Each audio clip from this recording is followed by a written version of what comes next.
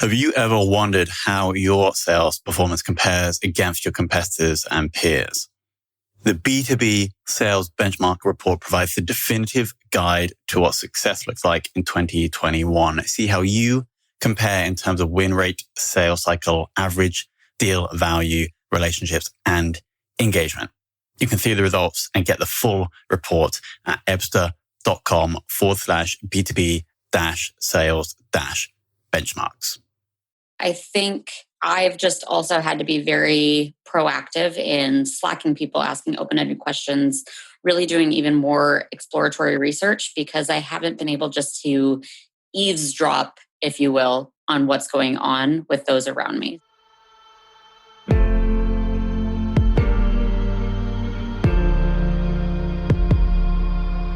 This is Sales Ops Demystified, the number one most downloaded podcast in sales operations.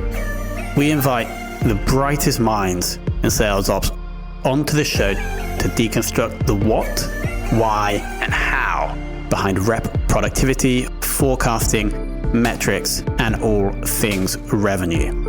This podcast is brought to you by ebsta, a revenue intelligence platform used to identify risk in the pipeline and score customer engagement, and is sponsored by the Global Sales Operations Association and the UK Revenue Operations Network.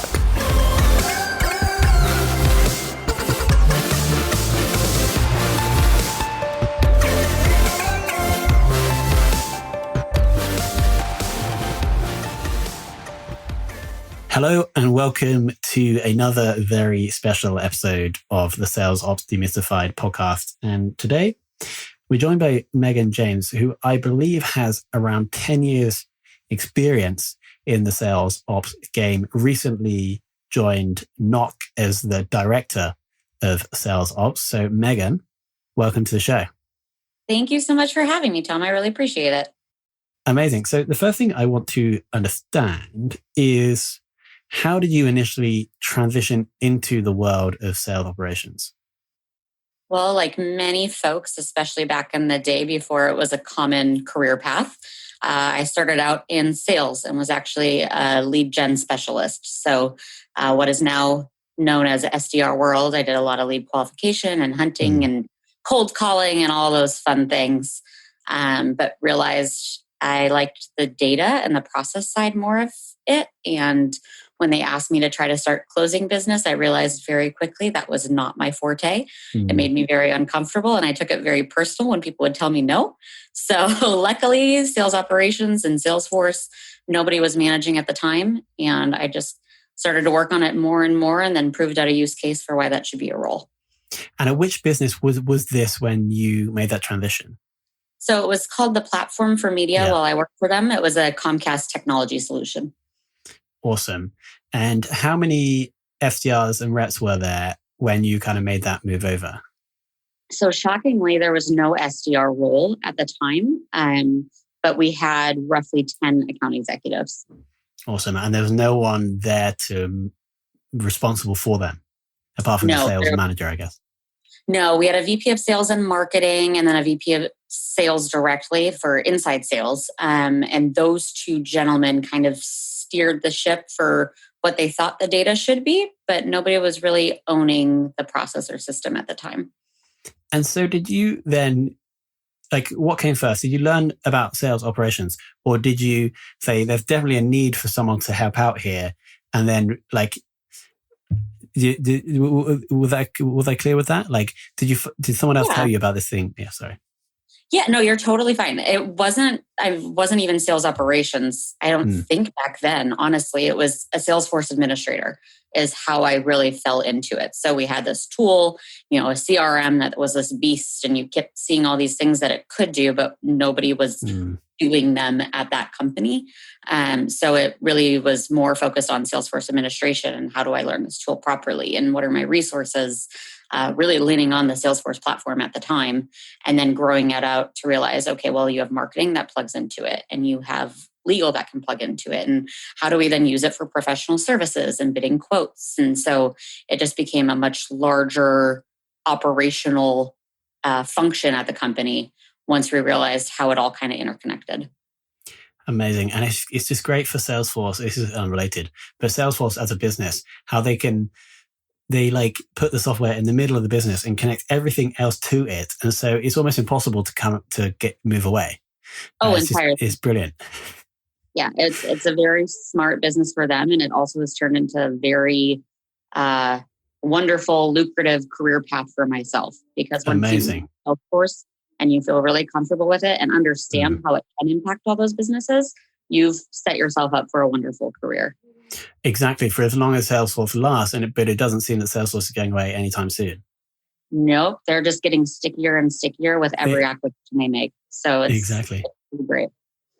Amazing. So then focusing on today and Knock, I know you've only been there a few months, but could you just give the audience a context of the size of the sales team and also the amount of ops people supporting them? Yeah, so this is week 6. So week 6, yeah. it's been fun. I am actually the only sales operations gal at the moment. So I was brought in really to kind of level set and streamline some things. And, obviously with hopes that we grow out a whole team in 2021, once the pandemic slows itself down, hopefully. The sales organization as a whole, we have 3 SDRs and 15 account executives, and then another dozen or so client success managers. So in my world, those are all the different teams I support. Amazing. So you are essentially doing, you could say, support ops as well, because you have the support reps there. Yes. That you are supporting. Amazing.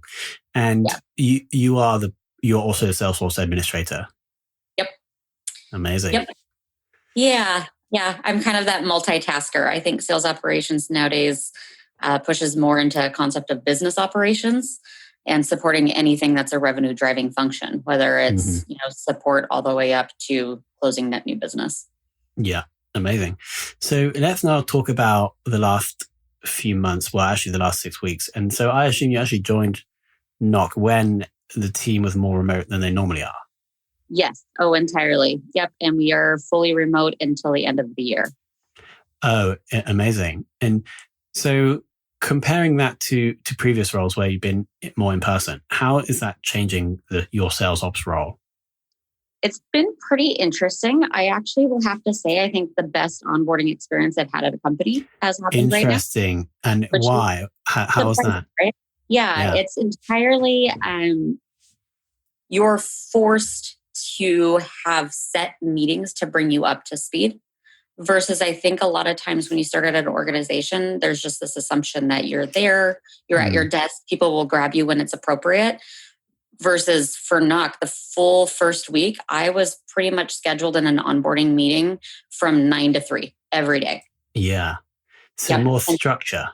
Very, very much more structure. And because it's there and it's top of mind and you're in all these calls, it's almost kept up that cadence to where I've been in part of a lot of really diligent meetings, thorough meetings. People feel the need to show up because we're all remote. It's just been a very productive and positive experience. That's super interesting because I haven't heard anybody say their onboarding has been better at a remote business, but it kind of makes sense why it would be. And it seems like Knock have they have this onboarding process like honed down. What's the total size of the business in terms of employees? We're just over 100 right now. Interesting. So it's not like there's been 50 hires since since things have gone remote. So I guess you have a really, really effective HR function. Yes. Oh yeah. Nicole is killing it. Shout out to Nicole.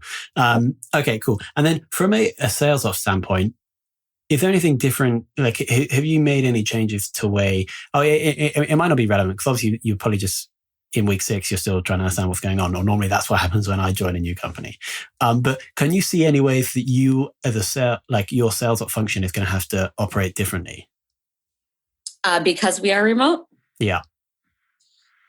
I wouldn't necessarily say operate differently. I think I've just also had to be very proactive in slacking people, asking open-ended questions, really doing even more exploratory research, because I haven't been able just to eavesdrop, if you will, on what's going on with those around me. So the one difference is normally I would sit next to sellers, I would sit next to SDRs. And even if I'm not on the phone call to hear the other end of the conversation, I can hear from my perspective, how does that demo go? How do those discovery calls go? What does it look like when we're negotiating an agreement?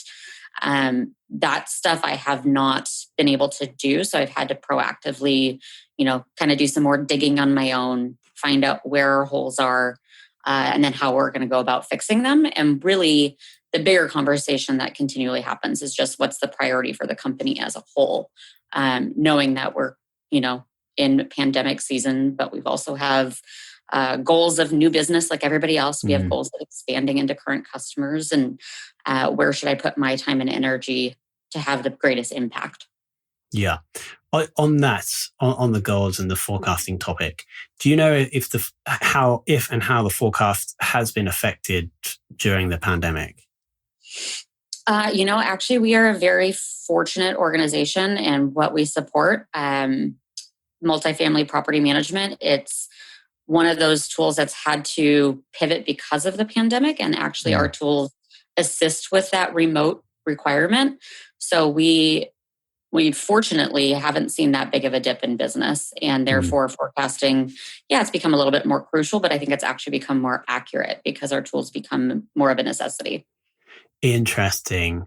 So you're saying that the reps are able to give a more accurate estimation of whether a deal will close since the pandemic because more deals are closing? Yes. Is that accurate? Okay. Yeah. Amazing. Yeah.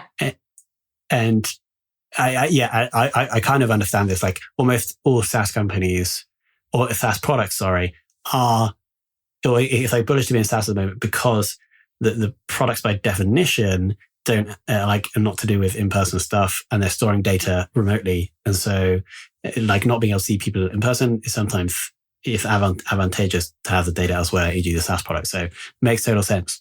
On the forecasting side, could you just roughly outline the forecasting process at NOC if you've got into that yet?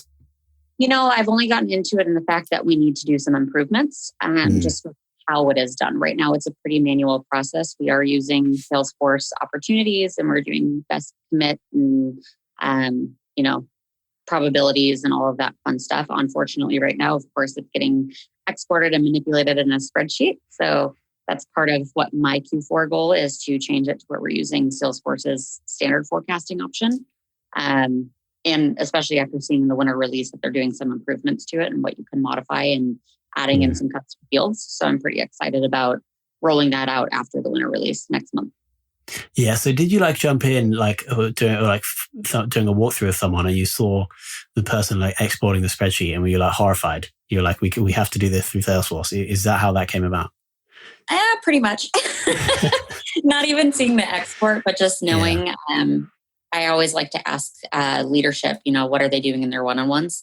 How are they managing to expectations? And of course, my end goal is to have everything live in Salesforce and also everything be as automated as possible. So anytime you're using multiple data sources and or manipulating it manually without having a direct sync between the data, it's a cause for concern because there's going to be error. We're all human, right? Yeah. And it's not as transparent as you'd like. It's not as reliable as you'd like. I can't see history tracking. I might not even know that spreadsheet exists, right? Yeah. So from my perspective, I wouldn't say quite horrified, but definitely something I've seen before and something that I always want to fix as quickly as possible when starting at a company. You are preaching to the choir. Just yesterday, me and my fiance are getting married, right? So we had the wedding spreadsheet. And so we sat there going through the spreadsheet, and I have my laptop out. She has her laptop out. And she has the spreadsheet, not a Google Doc, but just the spreadsheet in Excel on her computer. And I'm like, okay, so how are we going to do this? And then, of course, we put it in Drive. But I totally agree. Pretty great, but it's not great enough. Yeah, exactly. Even Google Sheet. Maybe I should I should sign up for Salesforce and use that for the wedding. What do you think? It might be a little overkill, but you never know. Maybe you found a new business path for them. Exactly. Yeah, I wouldn't be surprised if they move into that. No. Anyway, they're B2B. Okay, awesome. So that's the forecasting process. Now, I'd like to talk about KPIs, and I'd actually like to switch this up. Over your whole career, I think it's a decade, correct me if I'm wrong, Megan, but which sales metric would you say is your favorite? Which gives you the most value as a sales ops professional? Oh, that's a good question. Oh, which metric would be my favorite? Honestly, I kind of really like top of the funnel. Overall, I would say lead conversion into opportunity, because it's I would say, one, it touches the most teams. So it's an interesting thing to see. There's also a lot that you can automate around it now with marketing automation, right? So seeing, what nurture paths, what campaigns, whether you're using Marketo or Pardot or HubSpot, whatever tool, it's an interesting to see the impact of the tool set along with the human interaction for how that lead conversion works into your pipeline. Yeah, makes sense. And do you think that metric is going to be less or more important now, like with the virus and knock? I kind of sense the answer is going to be no, because of what we discussed earlier about actually the forecasting being more accurate now. But do I think it would be less or more important? I think it's always really important. Because to fill your forecast and your pipeline, right, you need really large top of the funnel, and you need to set up that process. So I wouldn't necessarily say, I guess, more important, but that's the number 2 priority probably right now at Knock, as I'm working with the VP of marketing and the SDRs to try to figure out how do we set up that inbound flow to have a really strong funnel. Yeah, interesting. It's interesting to understand. Actually, you mentioned at the start of this interview that your remit is broader than just sales, right? And that's why you're jumping into those conversations. Yeah, maybe it's good or bad, but I like to keep my hand in all the cookie jars. So they all interconnect, right? It isn't just sales operation. Sure. Like, it's really, I think it truly has become a larger function than just sales. And those who want to, I would say, grow into leadership positions, like a director of sales ops or VP of operations, you need to understand how the end-to-end operation flow goes. Yeah. And hence also the trend towards revenue operations, because it kind of sounds like your role really is revenue operations. Would you agree? Yeah. And actually, I would say that's even what the title was for the job listing that I accepted. So originally it was going to be a director of revenue operations. Right now, just with what we have set up, it is more of a sales operations. But that's always kind of my goal, is to push towards revenue and business, because I think that's where the industry as a whole is going. Totally agree. Amazing. So let's now move on to the 2 most important questions. So who to date has taught you the most throughout your career about sales operations? Oh, about sales operations? Well, no, actually, we can broaden it out. Like, it'd be good to have some variation. Yeah, I would say there's 2. So I had a former CFO named Layla, and she was, I would say, crucial in helping me understand SaaS business as a whole, which is, obviously that's the industry I'm in, but that directly helped me understand revenue recognition and how forecasting and contracts and all of that plays into what, a SaaS business needs in order to go public or present to the board properly. Some of those larger goals that we all have for the companies that we join. And then I would honestly, there's a Salesforce, I don't even know what you call him, a super user, trailblazer. Yeah.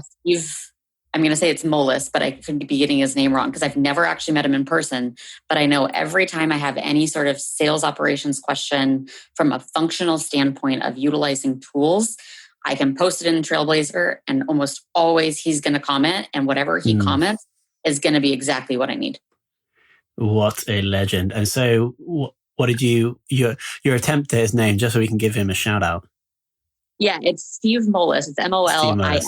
Like I can picture it in my brain, but I don't know if that's how you say it or not. Amazing. I mean, Steve probably isn't listening because he's probably on the Trailblazer forums, but shout out to Steve. Yes, huge shout out he's helped so many people. You could just tell if you go back even beyond 10 years, has postings from forever ago. Wow. And so the next question, you may have actually already given the answer, but maybe not. Who is the sales or revenue ops ninja that you'd like to take for lunch? Now, would that be Steve or would that be someone else? Yeah, honestly, it probably would be Steve.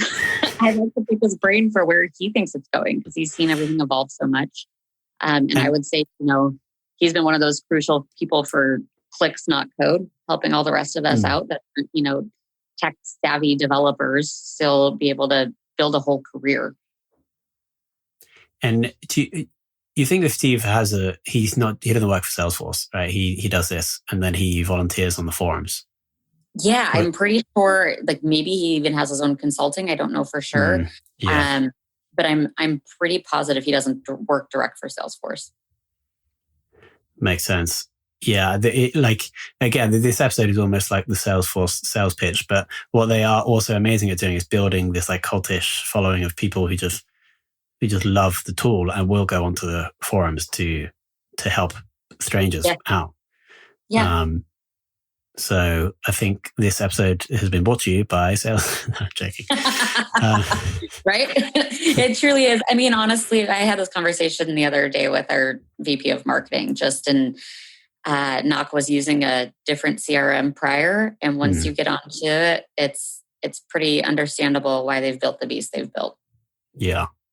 Amazing. Megan, it's been a super interesting discussion to understand broadly about the sales ops role and also how the Salesforce part connects into that. And so I think the majority of guests we have on do use Salesforce, and I assume the majority of the listeners do as well. So I think this has been really valuable for them. So Megan, thank you so much for coming on. Yeah, it's been an absolute pleasure. I really had fun talking with you.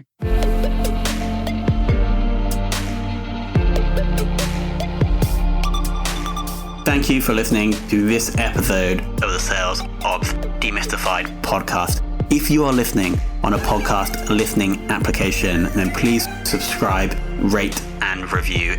And if you have any questions about the show, if you know a guest, or if you have any questions about sales operations, just hit me up at tomhunt@ebster.com. That's tomhunt@ebster.com.